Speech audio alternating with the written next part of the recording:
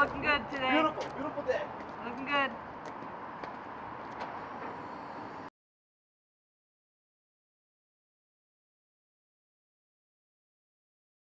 Where we are in the process now, it's kind of part two in a three-part process where she was sentenced to interim probation for 1 year.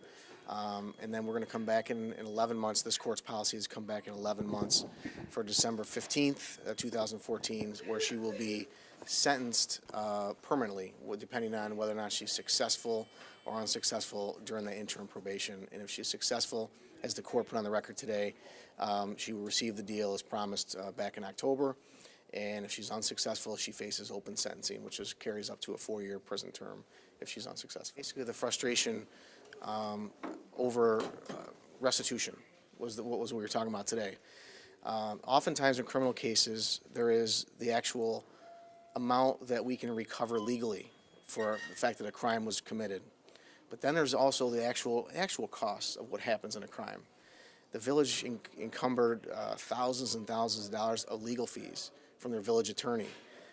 Those aren't necessarily, in my opinion, recoverable in a criminal action, but those are real expenses that the Village of Corfu incurred.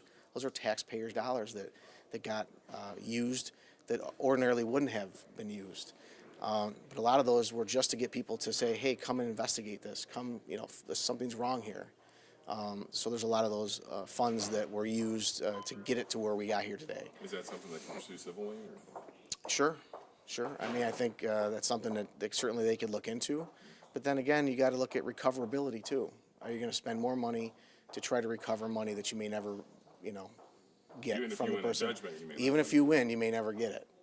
So sometimes you just got to cut your losses, and it's just what it costs to do the job the right way, and that's what it did. It's unfortunate, but I can certainly understand the Village of Corfu and all the representatives, their frustration.